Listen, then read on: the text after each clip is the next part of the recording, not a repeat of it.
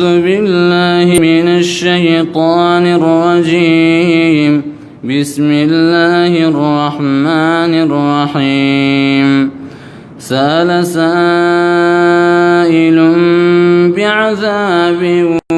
واقع للكافرين ليس له الدافع من الله ذي المعارج. تعرج الملائكة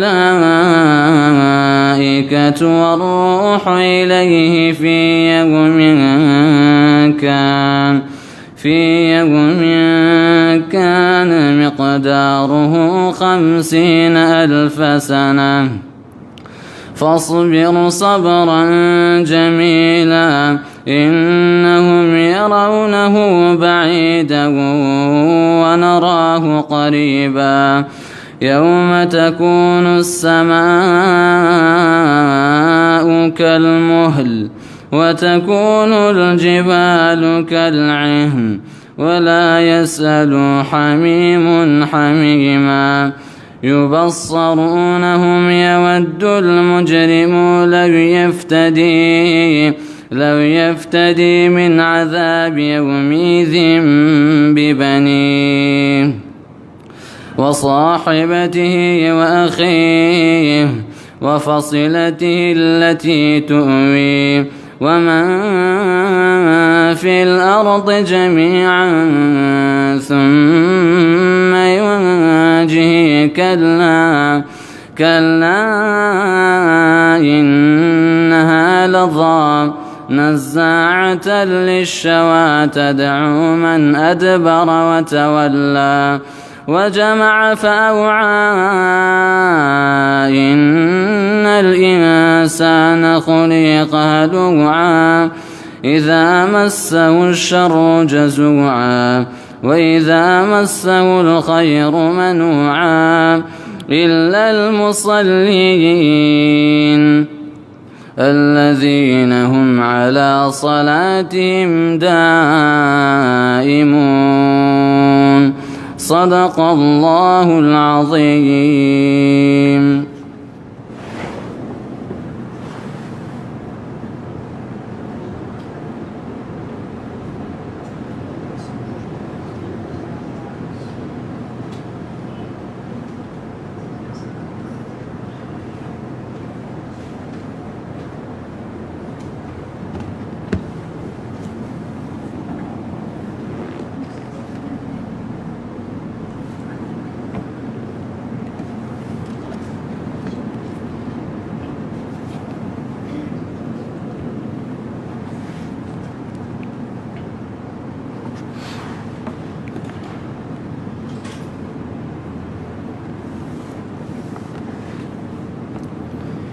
بسم الله الرحمن الرحيم. الحمد لله رب العالمين والصلاة والسلام على خير خلق الله محمد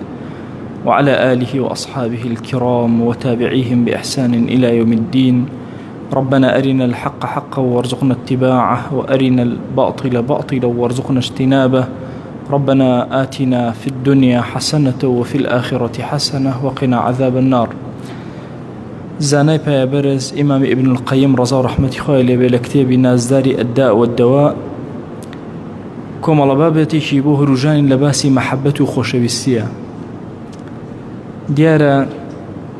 فەرمووی کە مەحەبەتی باشەیە، خۆشەویستی باشەیە و خۆشەویستی خراپەیە و بەدرێژی هەردوو جۆری مەحەبەتەکەی بۆ ئێمە باس کرد. ئەمڕۆ بابەتێکی تر بۆ ئێمە باسەکە. ئەفەرمێ محبت أصلي هرشي أديان ودين هي هموي سرشاوكي لمحبته. أفرمي الدين كان سواء باطل بن يا حق بن بالنركي بريتي لخوشويستي. إثر أفرمي همو أعمالك لدينا همو كردويك باطنية وظاهرية يا بأشكرائك يا لدلا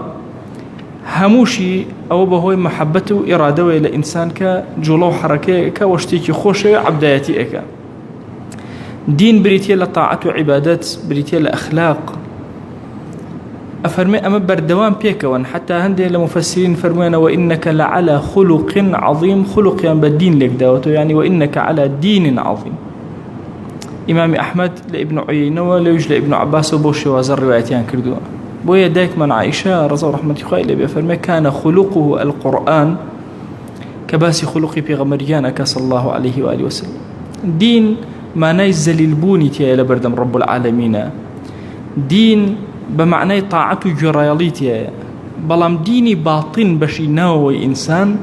خوشويستي وملكجبوني دلا لبردم خوايا أو جوريك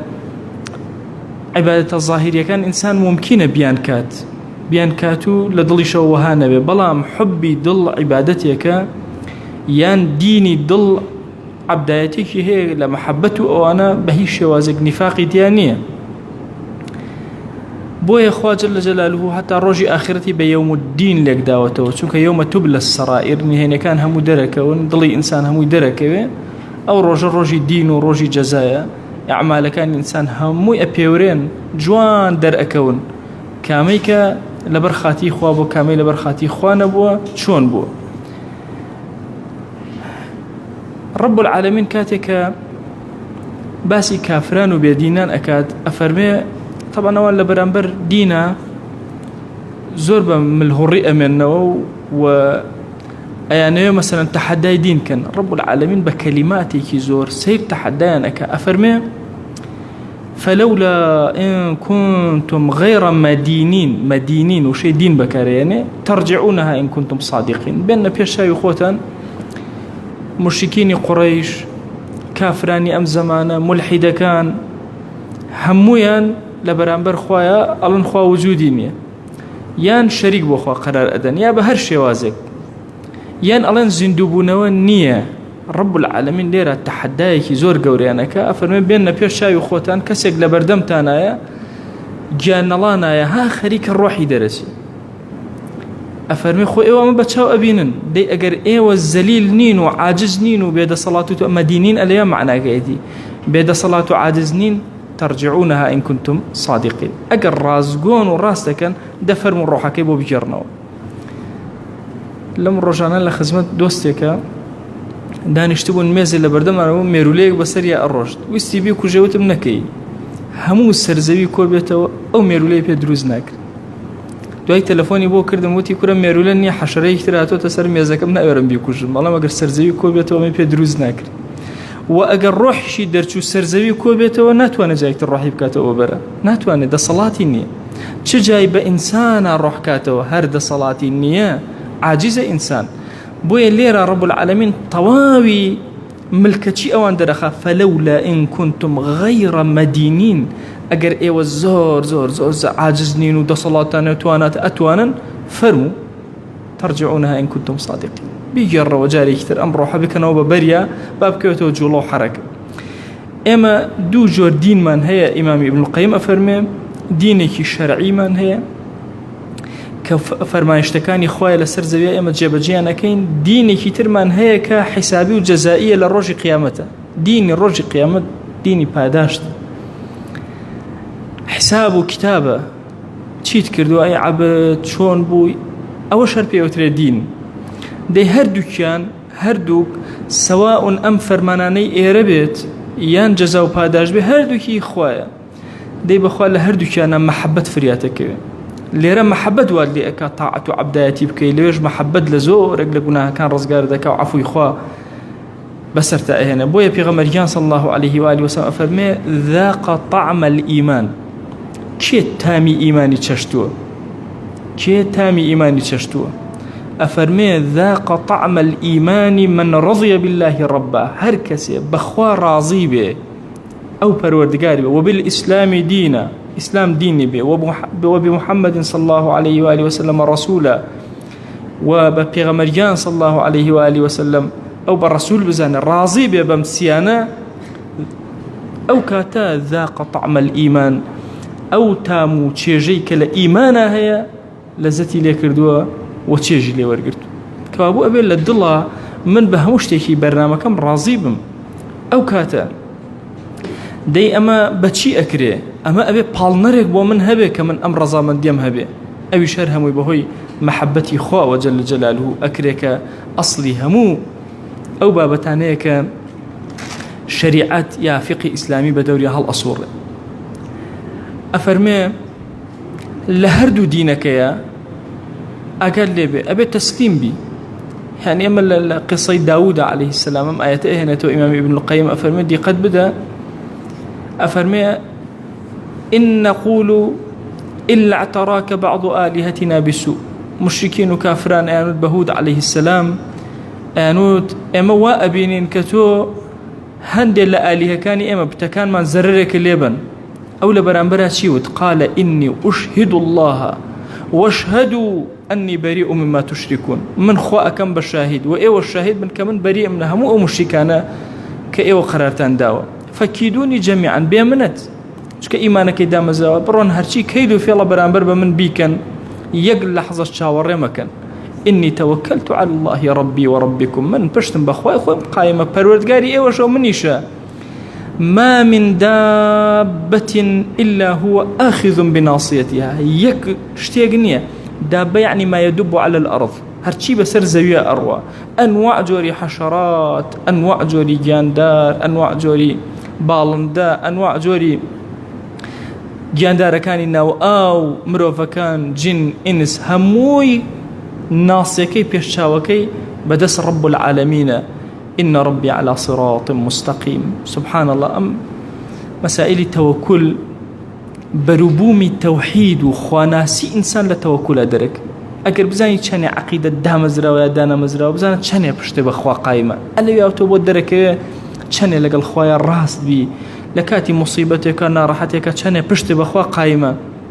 لكاتي خوف وترسك لكاتي خم وخفتك تشاني بشتي بخوا قايمة حتى بشتي بخوا زياتر قايم بي أو أنا زياتر عقيدة لناخي تويا تشسفيه وعقيدة أنها زمان نية يعني بزمان بلين بابلين عقيدة من دام مزراوة وبمشي وازا يعني توحيد كان أمانا يعني بابلين شروطي لا إله إلا الله أمانية وابزاني ترطاوه هيش من نيشتوتو أبي عقيدة لناخي تويا محبتي لناخي تويا دام مزرابة وبروبو مكبريتي لتوكل وبرش بسن بخوا جل جلاله. بالتفصيل أم داستاني سيدنا هود أجرته وطبعا سورة هود بيغمريان صلى الله عليه وآله وسلم أفرمي إيش لو شتاني لو سورتاني مني بير كر سورة هود درسو دوري زور قوريتيا سورة هود وهر سورتك بهر ناوي كوابي قرنكترين شلو سورتك سرنج راكش أو ناوي. سورة بقرة داستاني بقر سورة مريم داستاني مريم سورة هود داستاني هود. بوي أفرمي هود عليه السلام تيجيشت كرب العالمين لسر الربازي الراس إنسان كان يخلق كردو ولا خلقه ولا أمره ولا نهي وثواب وعقاب هاتجيشته هم بدس أوا بويا جيجي أوي بشتي بيه بسي كمالي تقديس بو خواه جل جلاله هرشي أسماء وصفاتي خواه لكمالي لو برجواني وجمالا دي همو عدالة وحكمتي خواه ورحمة وإحسان وفضل خواه همو لما نتيجيشتبو جوان بويا هموش تيكي خوي بنا دا دستي خوا جل جلاله لبرانبر مشركينا لبرانبر كافران وبيدينانا فرموي ببيخم فكيدوني جميعا هر هموتان بيكوا هر چيتان بيكري برانبرم بيك ولا تنظرون يكتوزي تشاور مكان برون جبل حچيتان بيكري بيك. طبعا أمت مانا قوريا الشيطان يخوف أولياءه أم آية زور كاد والك أدريته وكالشيطان واللي كان يخوي أترسيني غلطة أو تفسير ناكري. علماء فرمون ليرا يعني تقديرات هي لم آية يعني شيطان يخوفكم بأوليائه شيطان إيوة أترسيني بهوي واللي كان يخويه شوان كوتا كان يخوي لإنس وان لي أكال بيشا يخوي توليان بترسي للشياطين وان لي أكال توليان بترسي واللي أكل جنوك بترسي للشياطين بترسي ساميان لي بكي لا شياطين وجنوك إنسي باشا بترسي. تصورك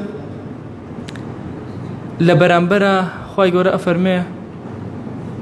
فلا تخافوهم لو أنا هيتشيان ما ترسن وخافوني إن كنتم مؤمنين لمن بترسن أو أنا تشين تأيوليان بترسن بويا أم بش بسنا بخوا جل جلاله أمي والتو أكاد كعقيدة كي تويدا مزران دبي رايشي كربيتو دي همو سير لنا أم آياتها لبرانبرك أم كلماتاني مشركين كألان هندي لإله كان يم أي ترسين هندي لأخوا كان يم أوجرن ماشا عقوبة أدن عذاب أدن بزانة شن بأهرامي وشت حدايك جورك فكيدوني جميعا حرها متنبيك وشي تنبيك ربيكا هر شاورج مكان إني توكلت على الله تشكبن بشتم بخواي خوان بستوا إن جاء ليرة تواوي تسلمون وما من دابة إلا هو آخذ بناصيتها يسباسي بيش السري إنسان كريم هرچی ئەوامیر و تەنفیزی ئەوامیر و ئەوان لە دڵەوەیەتە ئەم پێشەسەرە و لێرەوە دەرەچ بۆیە ئینسان لە عیلمی دەلائیلە زۆر باسی نێوچەوانی ئینسان کراوە حتا بۆیە لە فەرمایشتی شاهاتووە کە ئافرەت دەستکاری برۆی نەکا برۆ لەگەڵ نێوچەوانە زۆر صفاتی ئەم ئینسانەی تایە کاتێک کە سەیری نێوچەوانی کەسێکی زۆر شت هەیە لە کوردەواری خۆشمانە وەختی خۆی ئانون لە نێوچەوانی نووسراوە وا نەبوو طبعا لا علمي الدلائل خوي او قصه غلطه لنوچوان نسرا وهيج نسرا بلام نوچوان دليل بو زور شد دليل بو خيانتي انسان دليل بو دروزني انسان زور دليل بويا حتى للرجي قيامتها نوچواني كسك اجر رايكش شك ايرا زور شتيتيا دي همو اوامري انسان ككوكيتوا هر هموي باشا هو آخذ بناصيته أمن وشواني لدسي رب العالمين بويا دي قد بدن أجر هود عليه السلام سجوابك يعني إيوه هرشي تان بي أكره دريخي ما كانت شو كهيش تان بي أنا أكره مجر خوا جل جلاله قرار برياري كده بك من توشي مصيبته ومك أو كل خير محظ خير وطوابي خيره أم فرماشتي بيغمريان صلى الله عليه وسلم إمام هناويتي زور من خوم تشيجي لي ورقنهم كل خزمتي أوستم أفرمي ما أصاب عبدا قط هم هيج عبد يقنية هم بحال شتيك جزرك لدلا باشا خفتك بداتي يان بيري مستقبلكي خويا أبي أين دم تشيم لي بتشونا أو هم بيوتي هم حزن ولا مو بيش يك هم وحزن يبدلي توياتي برا إلا كاتك علي أبي أم دعاء بخياني اللهم إني عبدك ابن عبدك خويا من عبدي توم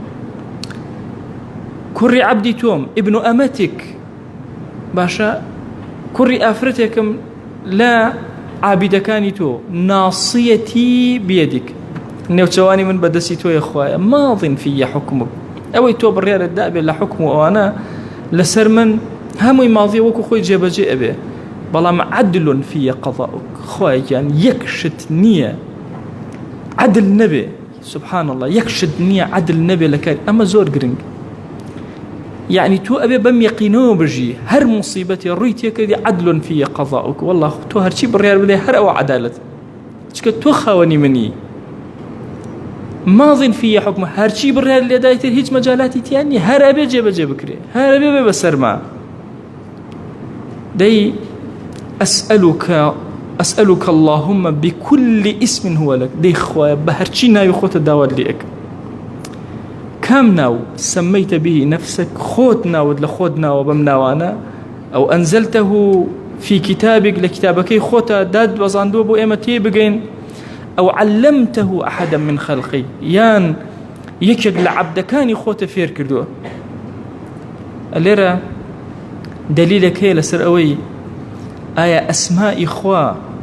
تنهى أوانا كلا قرآنهن يان زور زياترنو بشكي كان هاتون تنهى قرآنه زور زياترن أو علمته أحدا من خلقك جاري وهي خواهي قوراء تعليم يشيق لعبدكان أكابنا يقلنا وكاني خوا يشيق لنا وكاني خوا بيوتي اسم الله الأعظم ناو قورا كي خوا في غمرجان صلى الله عليه وسلم فرمي إذا دعي به وجيب باشا بس بهرشي وازي تو داوا بكي يا داوا بكري بو ناوا يكسر جواب أدريتو دعاكت قبوله به اسم الله الأعظم كامل علماء اجتهاد يعني كردو هاري أكي اشتيك يعني فرموا هيا فرموتي حي قيوم أو شيء حي قيوم للدعاء داوي بيبكى هندي فرموا أن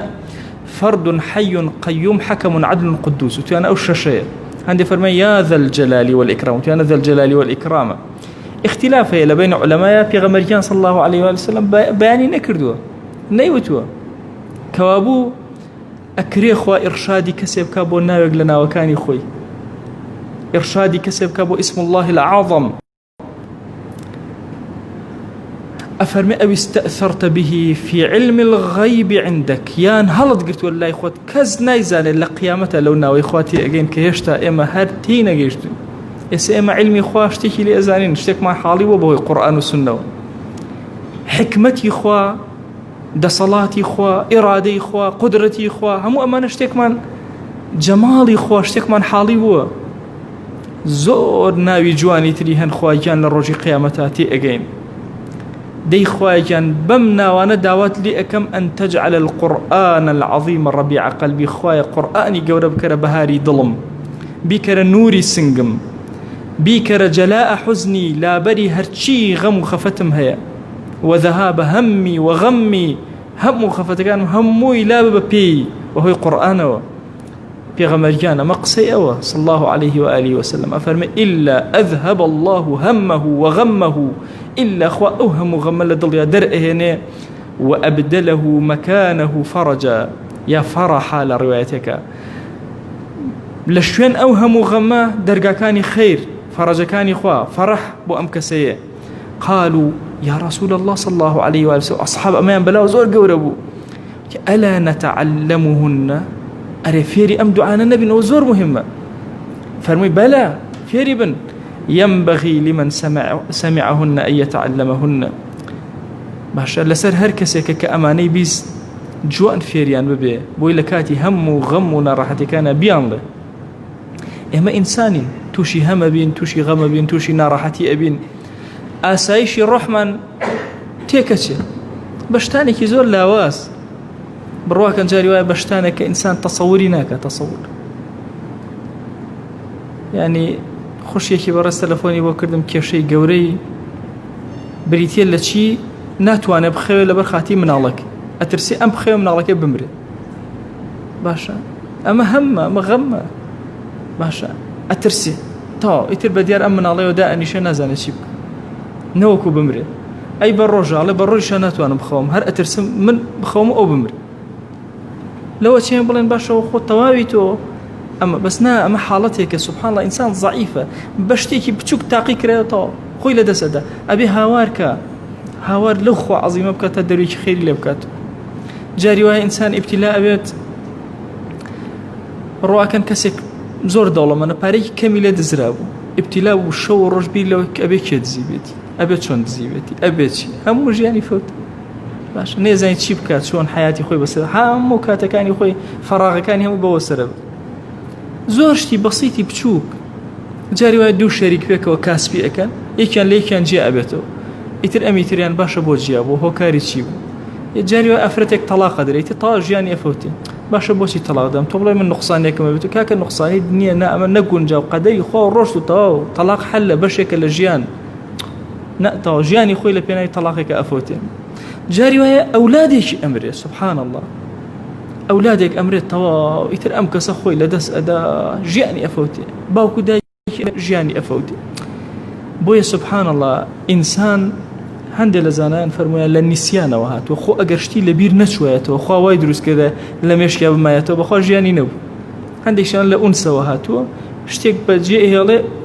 أنس أقري رفيقاتي أقري لقرشتي كتير أوي لبير أشيتو بهر حال إما زول لاوازين أبي خومن بدينا دس خوايك كالناصيتي إما ونيوشواني إما بدسي أو إن جاء أهرامي وناخمان دي أم دعانا لبركة أفرمي أم فرمايشتي في غمريكان صلى الله عليه وآله وسلم همو أحكام مكاني تيايا ماض في عبده حكم مكاني خوا باشا يان قضاوتك لسرتا بريرك لسر أدا هاردو كير باش والله النعمة شون باشا كبو إنسانية نقمته بالله كان جاء باش كان مصيبة زور قوري الرويتيا كردي سجدة بر خوايا سباز بوتو ديارة أما شتيكي بنهاني تيا من نازانم خو أقر بوم دركي هربي سجدة برم نا والله بأسا سجدة بم بويا أصلي همو أديانا كان بريتيا لمحبة إمي مسلمانج أقر ظلمان بربي لخوش ويستي خوا خوش من بوي راضي بين بهمو حكمو برياريكي أو إنجا آرامي ودلمانية إنجا هم مغمان أروا إنجا تي أجين خواكي زور قورة سرپرشتي كاركاني إما كان لخو من باشتر جاري وهي كسيك نخوشك لغمي من الله كان ينازان الشيك ميوانك ما تبو لبرد سيكر بقريان زور أجايب بلا موت خير وتی وەڵی مناڵەکان ئاهاتن شکاتیان ئەکرد بیرم کردەوە وتم ئەگەر شێخەبدایان بمرێ باشە مناڵان بچم بۆ لای کێ شکاتکەن وتم ماڵایە دوو قسەیتری وابکە ئەمرم باشە یعنی تەسەوەر کە بۆ ئەم گومانە خراپە بەخوای خۆم بەرم بۆ من باشترم بۆ مناڵەکانم یا خوا بۆ من بەڕەحەمترم یا ئەو هەموو شتێ بەدەست ئەوە چەند کەسی فەقیر و هەژار و نەدار هەبوو کە مرد خوا دەروی خێری لە مناڵەکانی خۆی لە مناڵەکان زۆر و چاکتر بۆیە کەسی ئیماندارە بێ مطمئین بێ لەگەڵ خوای خۆی هەمی لەمە دووە لێگەڕێ لێ هەمووی بەرە دەست خوا هاوار کە چاو بەرز کردەوە یا ئیلاهی من نازانم خۆم کوێر و کەڕ و لاڵ یا ئیلاهی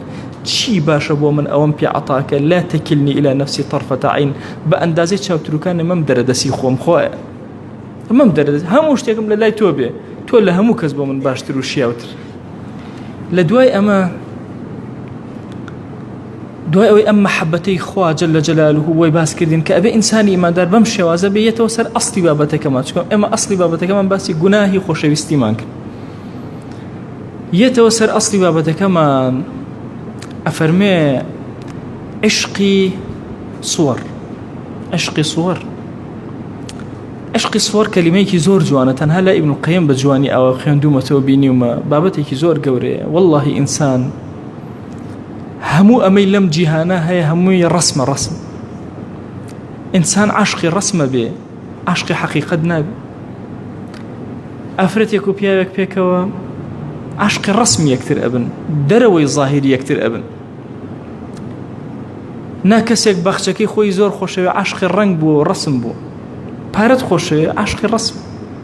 هەرچیت خۆشەوێ لە سەرزەویە تۆ عاشقی ڕسمی عاشقی وێنەیەکی کە حەقیقەت نییە تەنها حەقیقەتی خۆشەویستی لەلای ئەوە یعنی تۆ بیرکەرەوە کەسێک بەلای تۆ زۆر جوانە خۆشتێ محەبەتی چۆتە ناو دڵت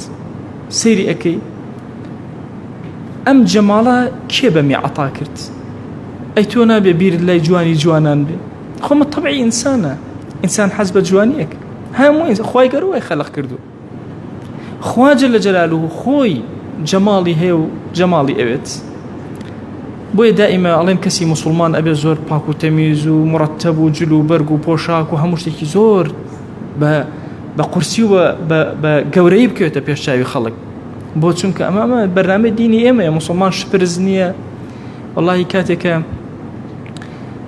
ڕحلەی ئەو کەسانە خوێنیتەوە کە بە جیهانە گەڕاون لە زەمانەکانی پێشترە یعنی تەسەوور ئەەکەی خەڵکی موسڵمان کە خەڵکی ئەوروپی ڕحلەیان کردو بۆ ناوی هەموویان باسی پاک و خاوێنی و جوانی و لیاقەتی موسڵمانەکە هەرچی خەڵکی موسڵمانی چۆتە ناو 2 لیترەوە هەمووی باسی پیس و پۆخڵیەکە تەسەورەکە بۆ هۆکارەکەی چێ چونکە ئینسانی موسڵمان ئەبێ ئەنیق بێ ئەبێ جوان بێ ئەبێ مڕەتەب بێ هەموو کارەکانی خۆی بە بەرنامە سەری ئەمڕۆ مەکەن ئێمە ئومەتێکین کەوتوین ئێمە ڕاستە کەوتوین لە ڕووی سیاسەتەوە لە ڕووی حەزارەتەوە ئێمە لەسەرەوەین ئێستش هەموو جیهان بێنە کەسێکی موسڵمانە بۆ تەرتیبە جوانە دەست ناکە کەسێکە دەست ناکە وەکو موسڵمان ئاوا بۆ تەرتیبە جوانە هەموو شتێکی ئێمە بڕیارە لە زمان و دانشۆردنێکمانەوە حەزارەتی ئیسلامی بەرپاکەین هەتا وەکو ئەگەینە ئەو ئاستەی لە جلوبەرگمانە لە پۆشاکمانە لە دەسەڵات و حکممانە چی ئەەکەین لە هەموو شتێکان نظام یعنی جارێکیان پێغەمبەریان صلی الله عليه و آله وسلم بەردی قبریان کێلی قبریان دائەنا لار بوو فەرمووی ڕێکی کەنەوە وتیانە هیچ زەرر لە مردووەکە ئەدا فەرمووی نە زەرر لە چاوی زیندوەکانەدا باشە ئینسان حتا قبری مڕەتەب نایە ئەم بەردانە لار بێ بە جوانی و بە ڕێکی دایانەنێ هەموو حیاتی ئینسانی موسڵمان ئەو تەرتیب و ئەو نظامەیە ئیتر ئێمە هەر یەکەمان لە بڕێشتا لەوە چێت تەرتیبەکەمان کرد لە بڕێکان نەمان کردووە ضرورە واجبە لەسەرمان لە هەموو شتێکەوە ئەو تەرتیبە بکەین دەی هەموو ئەمەی لە جیهانە تۆ ئێبینی بەخوا هەر هەمووی سوورەتە هەمووی وێنەیە بۆیە ئیمامی ئیبن القەیم ئەفەرمێ ئەمەوێ باسی ئەوەتان بۆ بکەم کە هەرچی فەسادە بەهۆی خۆشەویستی دڵەوە بۆ ڕسم هەرچی فەسادە بەهۆی خۆشەویستی دڵ بۆ ڕسم یعنی من جاریوە هەیە کچێکی بەڕێز تەلەفۆنەکە هەموو خراپەی ئەو کەسە ئەڵێ کە خۆشی ئەوێ ئەڵێ بەڵام هەر خۆشمە ئەوە عاشقی ڕسم بووە هەچی تر نییە هەموو خراپەکانیش ئەزانێ وەڵڵاهی مامۆستا درۆزنە لەگەڵ ما خیانەتی لێکردم چی وەڵا هەر خۆشمە ئەوە هۆکارەکەوە ئەوە عشقی سوەر ئەوە عشقە هەموو دڵی فەسادەکە، هەموو ئەو شتانە ئەبینێ عەقڵ ئیش ناکە، تەنها چی حەزەکەی ئیشەکە، هیچی تر. ئێوە بەشەش لە ئینسانە وەکو بەشێکی ئاژەڵیە. ئیمامی ئیبن القەیم ئەفەرمێ خوا جەل جەلالوه دوو مەسئلەی لە مەسئلەی عیشقا بۆ باس کردوین لە قورئانە، دوو بابەت و حەزەری داوینەتێ کە دڵمان ئەفەوتێنێ. دوو نمونەی بۆ باس کردوین. نمونەیەک هی پیاوێکی زۆر گەورە هەرچی دەواعی سەرزەوی هەیە بۆ فەساد حاضر بوو لە بەردەمیا خۆی گرتەوە. عەزەمەتی یوسف عەلەیه السەلام لە قورئانە زۆر گەورە. یوسف عەلەیه السەلام لەگەڵ زڵێخا ئەگەر لە قورئانە سیر ئەکەی ورد ئەبیتەوە، سوورەتێک بە ناوی یوسفەوە ناونراوە بەهێزترین شت لە ناو سوورەتی یوسفە کە ئاوا لە خزمەتی ئەوەستی. طبعا سوورەتی یوسف زۆر بابەتی تایە، زۆر دەرسی گەورەی تایە، بەڵام حتى ئیمامی ابن القەیم ئەفەرمێ 1000 پند و عیبرەت بەس لەو چیرۆک و داستانە هەیە، 1000 دانە. ئەڵێ فریان ناکەم هەندێکیتان بۆ باسەکەم، فریان ناکەم هەندێکی باسەکەم. طبعا بیرکەنەوە لە سیدنا یوسف و ئەمە بێنە پێش چاوی خۆتان کە ابن القەیم باسیەک. طبعی پیاوەکان هەمیشە ئاوایە مەیلیان بۆ لای ئافرەت هەیە، حاڵەتێکی یعنی طبیعی لەناو ئینسانە. جارێک باسی حۆرلعینم بۆ کردن، بۆ خوای گەورە بۆ پیاو باسی حۆرلعینەکە هۆکارەکەی چییە؟ طبعی پیاو ئاوایە. باسی ئیمامی ئیبن جەوزیم بۆ کردن ئەفەرمێ ئەگەر پیاوێک هەموو کچی بەغای بێتێ کچێکی غیرە بەغای بێنە شوێنێکە طبعی ئاوە باشە. طبعەکەی مەیلانە بۆ لای ئافرەت. ئەمە خاڵێک کە بیرکەرەوە یوسف عەلەیه السەلام وەکو هەموو ئینسانێکی تر ئەم طبعی هەیە. حتى ئیمام ئیبن القەیم ئەفەرمێت چۆن کەسێکی تونی بە دوای ئاوا ئەگەڕێ ئەفەرمێ پیاو ئەبەو شێوازەیە طبعی، چۆن کەسێکی برسی بە دوای خواردن ئەگەڕێ پیاو طبعی ئەبەو شێوازەیە. هەندێک پیاو خۆیان ئەگرن ئەتوان خواردنەوە نەخۆن لە بەرامبەر ئافرەتە خۆیان پێ ناگیرێ. ئەفەرمێ دەبیر کەرەوە یوسف عەلەیه السەلام پیاوێکە وەکو تاوی پیاوان و بە کەماڵی دروست کراوە، چونکە خوا جەل جەلالوه پێغەمبەرانی عەلەیهیم السەڵات وەسەلام زۆر بەتایبەت دروست کردوون. پێغەمبەریان صلی الله علیه و آله وسلم خۆی ئەفەرمێ من قووەتی 100 پیاوم دراوەتێ لە جینسا بیرکەنەوە. 100 پیاوانە چۆن پێغەمبەریان صلی الله علیه و آله وسلم ئەفەرمێ هێزی 100یانم دراوەت. دەی یوسف عەلەیه السەلام بەم کەماڵ و جەماڵەوە بەم هێز و قووەتەوە گەنجێکی چاک ئەوەستێ لە بەردەم گوناهە. بۆ چونکە لێرە وێنەیەک هەیە عاشقی بێ، حبێکی ئیلاهی بە قووەت و بەهێزیش لە ناخیا هەیە. دوو یوسف لەو کاتە لەو پەڕی گەنجێتیا بوو، ئەوەش کە لە گەنجە هەیە زۆر جیاوازە لەوەی کە لە کەسێکی دوای 40 ساڵەوە هەیە. لە بابەتی جینسە ئەوەی کە پیاوەکان ئەیزانن لە دوای 40 ساڵی ئەگەر بیزانن زۆر بە بچووکی سەیری جینسەکەن، بەڵام لە زەمەنی شەبابیەت و گەنجێتە ئەوە نازانن. بۆیە لە قیمەتی هێز و توانایە کە لە ڕووی شەهەوانیەتەوە لەو حاڵەتشا خۆی ئەگرێ. دوای ئەمە ئەگەر کەسێک خاوەنداری خاوەنی خێزان بێ، ممکنە چەند جارێک کە سەرجەی لە خێزانی ئەکا طبیعەتی هێواشە بێتەوە، هێمن ئەبێتەوە، زۆر شت لە پێشچاوی ئەکەوێ، خۆگرتر ئەبێت، توانێت لە بەردەم زۆر شتا خۆی بگرێ. نا ئەم گەنجێکە خێزانی نییە، لە هەتاوەکو شەهوەتی خۆی لای ئەو شکان دەبێ خێزانێکی حەڵاڵی نییە، لە قووەت و هێزێکی بەهێزە. نا غەیری ئەمە فەرمێ لە بیلادی غوربەتایە، لە غەریبیە ئینسان زۆر گوناهی پێ ئەکرێ، لە شاری خۆیان پێ ناکرێت. هەموو جارێ بە تەڵەبەکان ئەڵێم لە قسمی داخلی ئەوانە ئەڵێم ئێرە شوێنی خۆتان نییە، ئەتوانن گوناهکەن، ئەگەر لێرە خۆتان بگرن لە شوێنی خۆتانە بە باشی خۆتان نەگرن. لە شوێنی غوربەتە ئینسان جاری وایە تووشی گوناه هەڵا ئەبێت، چێ کەس نایناس، غەریبە بۆ شوێنە. بۆیە خۆگرتن لە شوێنی غەریبیە زۆر گەورەیە. دەی یوسف عەلەیه السەلام لە وڵاتی غەریبیایە و کەس پێی نازانێ. ئەم ئافرەتەی کە داوای لێ ئەکا، طبعا دۆستێکم هەبوو هەر لەو ڕۆژەی ژنی مارە بڕی، ئەو ژنی دووەمەیەنە، هەر بۆی ڕێک نەئەکەوت. ئافرەتێک پێی وتبوو وەڵام من شووی پێ ئەەکەم. ئەی وەڵڵی سوبحان الله، ئەی یەک زەڕە نەحب و خۆشەویستی نە ئەتوانم سەیری کەم، ئەی هیچ ئەم بۆچی باشە تۆ هەموو عمرە بە دوایە ڕاتە کردوانە ئەو ئێستا خۆیان نایەتە بەردەستە بۆچی نەیەنی؟ ئەی بەخوا ناتوە بەدەست خۆم نییە. ئافرەتێک ذات منصب وجەمال، دوو صفەت زۆر گەورەیە لە ئافرەتە هەبێ بۆی سەرنجی پیاوەکە ڕاکێشێ، پایەدار بێ، منصب بێ، خاوەنی ڕۆشنبیرێکی بەرز بێ، مثەقف بێ، تێگەیشتوو بێ، یان حڕ بێ هەندێک لە زانایان وای تەفسیرەکەن مەنسەب بە حڕ لێکەدەنەوە جاریە نەبێ و هەروەها کەماڵی جوانیشی هەبێ جەماڵ کە لە قورئانە باس کرا جەماڵی زوڵەیخا جەماڵێکی ناتەبیعیە کاتێک کە گەورەی میسر کردوێتی بە خێزانی خۆی دەی هەردوو ئەمانە وا ئەکەن لە پیاو لە ناخەوە تەسلیم بێ یوسف عەلەیهی السەلام ئەوەستێ و تەسلیم نابێ مەسئلەی داواکردنی ئافرەت بۆ کاری خراپ زۆر ئەستەمە ئافرەت ناتوانێت ئەم کەلیمە هەمیشە ئافرەت داواکراوە داواکەرنی کەچی لەم بابەتەیە لەم داستانەیە زڵەیخا داواکەر و یوسف داوا لێکراوە ئەم داواکراوە لەوە ئەچێ پیاو نەفسیەتی زۆر یعنی پیاوێکی سەلیم بێنە طبعی زۆر ئەوەیە ناتوانێت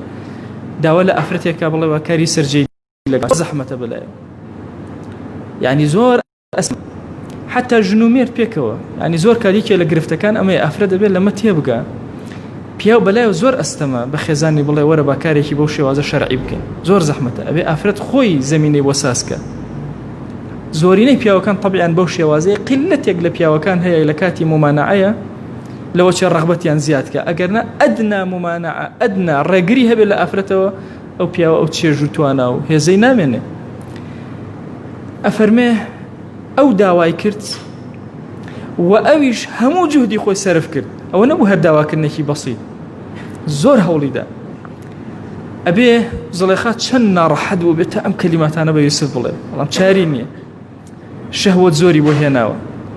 اینجا طبعا ئافرەتیش ناتوانێت ئەمە بکات چونکە هەستەکە ئەگەر ئەم داوایە بکات لە پیاو زەلیل ئەبێ لە بەردەم پیاوە ئەویش ناتوانێت بەڵام ئەلێرە ئەم بابەتە کۆتایی پێهاتوە زڵێخا داوای کردو لە یوسف عەلەیهی السەلام دەی یوسف خۆگر بووە غیری ئەمە شوێن لەوە ئەچێت یەکێک لە هۆکارەکانی نەبوونی زینا نەبوونی شوێن بێ لێرە یوسف لە ماڵی زڵێخایە لە ماڵەکەی خۆیەتی هەموو مەجالەکانی بۆ کردوتەوە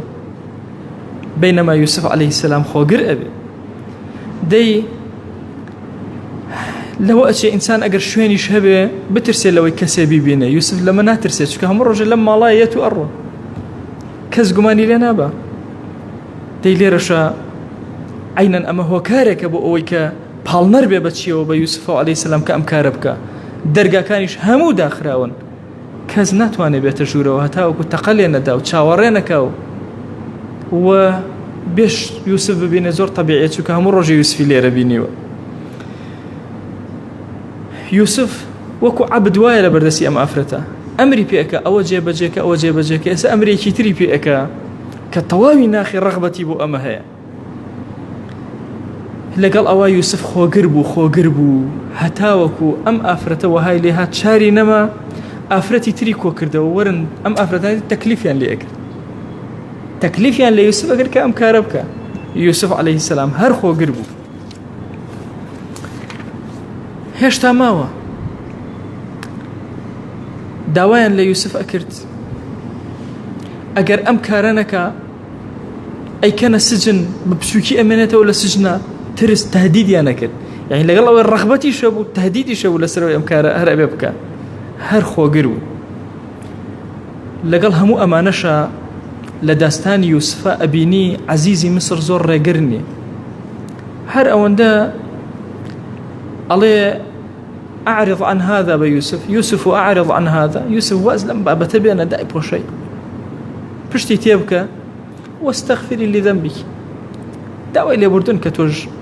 داوای عەفو بکەوتەوە ئەم دەرگایە داخەن پیاوێکی بەغیرەت نەبوو لەسەر خێزانەکەی خۆی کە بە هیچ شێوازێک قبول نەکا و دنیای لێبێتەوە یەک بە سادەی وەریگرت مەسەلەکەی تێپەڕان ئەوانە هەمووی داخوازی بوون بۆ ئەوەی یوسف عەلەیهی السەلام بەرەو پیری ئەم فەواحیشە بڕوا و ئەم خراپەکارە بڕوا لەگەڵ ئەمانە هەر هەمووی چونکە مەحەبەتی خوا لێرە دامەزرا بوو ئاوا سەیری کردەوە سەیری ئەم وێنانەی کرد ڕەب سجن أحب إلي خوایە سجنم پێ خۆشترە مما يدعونني إليه لەوەی کە ئەمانە داوای لێ ئەکەن و بانگم ئەکەن بۆی لە بەرامبەر ئەم هەموو ڕەغەباتە گەورەیە ئەم هەموو ڕەهەبات و ترسانە یوسف عەلەیهی السەلام خۆگرە ئەم داستانە زۆر گەورەیە هاندەرێکی زۆر بەهێزە بۆ پیاوەکان کە خۆگر بن و هاندەرێکی زۆر گەورەشە بۆ ئافرەتەکان کە خۆیان زەلیل نەکەن چونکە لێرە هەموو وەصفەکان بۆ کێ بۆ یوسف عەلەیهی سەلام هەموو زەممەکان بۆ کێ بۆ زڵێخا لەبەرەوە ئینسانی موسڵمان هەردوو تەرەف ئەبێ زۆر بە وریایی لەگەڵ ئەم بابەتە مامەڵەکە مەسئلەی وێنەکان لەسەر زەویە زۆر و زەوەندە بەڵام کەسی موسڵمان چەند خۆڕاگر ئەبێ لە بەرامبەر وێنەکانە ئەمڕۆ وێنەکان زۆر ئەوەی ئیبن القەیم فەرموویەتی لەو زەمانە فەرموویەتی ئێستا ئەمڕۆ هەر وێنەیە فعلەن مۆبایلەکە دەکەیتەوە وێنەیە مجلاتەکەیتەوە وێنەیە سابوونێک ئەکڕی وێنەی پێوەیە هەموو وێنەکان سەرنجی تۆ ڕائەکێشن و ئەدبن بۆیە کەسی ئیماندار ئەبێ زۆر ڕاگرانە مامەڵەکە بۆ ئەوەی مەحەبەتی خوا لە دڵیا کەم نەبێت ئێمە لە نێوان دوو مەحەبەتە کۆمەڵی وێنە و مەخلوقاتی خوا خودی خدا جل جلاله کامیان هەڵەبژێری بۆیە ئەفەرمێ ئەم قسەیە و ئەم داستانە زۆر زۆر شتی گەورە گەورەی تایە ئەفەرمێ وفي هذه القصة من العبر والفوائد والحكم ما يزيد على 1000 فائدة أفرمي لنا أم داستان وشيروكا هي أوندا عبرة درس فوائد وحكمتي تيا لهزار تجاوز أكا بشهم خوا توفيق ما أداء لكتاب كتابة نسين ديار إمام ابن القيم أم كتابين ننسي ويا بردس إيما نكوتو أم داستاني يكمل القرآن كرب العالمين باسي أكا لمسائل عاشق بون بمسألة رسمة لنيوان نيرو ميدا أمامان بو باسكا بشي دوم لدرسي داهتوا باسكين كالنيوان نيرو نيرا خواهي قورا باسي أو عشق صوريك بويا إما إيمان دار بو آرامي دلمان بو درچون لزمني قناه بيوسمان بويا محبتي خوا دلمان بركين لمحبتي وينا كان خوما لابدين خواهی جان داوات لي أكين ليد أبارينا وليد ألالينا بقوري وعظمتي خوت بكرم مغفرتي خوت هر گناه كردو من خواهي عفو منك هر گناه بدل من گزرا وعفو منك خواهي داوات لي أكين لگناهي دل من ببورا لگناهي چاو من ببورا لگناهي زمان من ببورا لگناهي دس من ببورا لقناه داوين وعورت من وبورة يا رب العالمين يا ربي خويا داوال لي أكن بناوي جوانة بصفتي برزة باسم عظمت داما مزين لسر خواناسي لسر طاعد لسر دينداري يا أكرم الأكرمين خويا جان داوال لي أكن هداية من زيادك يا رب العالمين خويا هداية من زيادك يا أكرم الأكرمين نيوتشوان من بقربو خير يا أكرم الأكرمين خويا الدنيا هم وغم وحزن لدل مانايا هانا بولا إجواني تو إهنين يا إلهي أم هم وغمان لدلمانا مهلا يا أكرم الأكرمين خوايا بمار خرس الراس الشقامك خود بي الرازي يا رب العالمين خوايا داوال لي أكين لقناهي دايكو باك من ببورة لقناهي براو خشكان من ببورة لقناهي خيزان وهوسر ومنال من ببورة پروردگارا لقناهي رفيق وهاولان من ببورة لقناهي خوشويستان من ببورة لقناهي قتابي ومصا من ببورة إلهي داوال لي أكين لقناهي طوائي خزمكان من ببورة هركس إيمي رجك للرجان لبرخاتي تو خوش بيسو خويا لقناهي ببورة يا ربي خويا داوال لي أكين بناوي جوانة بصفتي برز باسم عظمت قرفتكان من شار سرك يا أكرم الأكرمين يا ربي خويا همو من دلمان پر لكو مالا قرفت ومشاكل دلمان آرام كروا خويا تو خاوني هموشتيكي أويك إيما أتوانين دري برين بوتو أوي ناتوانين تو عالمي بدلكان من تو أزاني تشيبو إما باشا بو جيان من خوايا إما همو تشاكيك الداوى لي أكن كبيغمريان صلى الله عليه وسلم داوى لي كردو بيمان عطاك همو خرابيك پنا بي أقرين كأو خوش ويستمان پنا بي أقرتويتو پنا من بدا يا ربي خوايا داوى لي أكن بقوري خوت أو من بحالة بمالا مالداريك يا رب العالمين قرآن من كتان من بحيا وحرمته بقينا مالي خويا يا رب العالمين يا ربي خويا أوي بمنالا مناقلي بعطاك أوي بمنالا مناقلي صالحك خويا أوي قرزار قرزي سرشاني سوك أوي كم رسخ رصي حلالي زيادك يا إلهي أوي نخوش الشفاي وبنيرا خويا أوي نخوش الشفاي وبنيرا تايبد أو نخوشاني پروردگارا كبيان وتون خويا شفاء ورحمتي خود بسري أنا ببارنا خويا أو نخوشاني كانتظاري أو أكن إما دعائك خيريان وبكين أيانو سرك ما اللي بدن أيانو كلمة يقلق الإما بلين يا ربي خويا تو خود خست دڵی هەر هەمویان خويا داوات لێکەین چۆن خستە دڵیان ئاوە شیفیان بۆ بدە بۆ بنێرە خويا تو خۆت ئەزانی ئێمە خاوەنی هیچ نین هیچ دەسەڵاتێکمان نییە تو خۆت بە گەورەی خۆت خويا شیفا بۆ ئومەتی پێغەمبەری خوا صلی الله عليه وآله وسلم بنێرە خويا شیفا بۆ ئینسانیەت بنێرە لەم دەرد و بەڵای کۆڕۆنای ڕزگارمان کە یا رب العالمین خويا ئێمە ڕۆژانە خۆشەویستەکانمان ئەوەرن پەروەردگارە داوات لێ ئەکەین بە گەورەی خۆت شیفای ئینسانیەت بنێرە یا رب العالمین خويا مسلمانان بە کەمترین زەرر دەرکە لە مصیبەتە یا ئەکرەم الئەکرەمین یا ربی خويا داوات لێ ئەکەین ئێمە لەم دنیای دەرمەکە بە ئیمانەوە نەبێ خويا دەرمان مەکە بە شایەتومانەوە نەبێ خويا زەلیلی سەر جێگەمان مەکە محتاجی دەستی ئینسانمان مەکە يا ربي خويا زليلي ناو گناه كان من مكة زليلي دسي ظالم من مكة عاقبة من برخير يا ربي خويا هداية من بدأ دائما مزرينا يا رب العالمين يا ربي خويا لد أبارينا ولد ألالينا وداواد لأكن خويا برحمته بكرمه بقوري خود عفو مهرباني خود بسر مانا ببارنا خويا جان إما يقولها باري خجالت بار بخوا قناه من بوتو زور برس كردوتو خويا تشاو كان من زور قناهي كردو بخوا شر من دين لبردمتو يا إلهي تو زور كريم بمغفرتي بخوا إما تو تشاق أناسين يا إلهي تو من زور خوش يا إلهي بخوا كجناه أكين لبي أدبي من يبرأمر بتو يا رب العالمين شهوة زالبة بسر معنا جناه أكين يا ربي خويا عفو غفران خود بسر معنا ببارنا لجر سيبري آلاء بيغمريانا صلى الله عليه وآله وسلم حشر مانك أم كلماتاني أمر باس مانك بيكر النور روناكي بوجيان من بونا وقور من بو آخرة من آمين آمين والحمد لله رب العالمين وصلى الله على سيدنا محمد وعلى آله وصحبه وسلم تسليما كثيرا أبدا إلى يوم الدين خوي قول لقناهي مني شو وجبوري خوالي من خبلك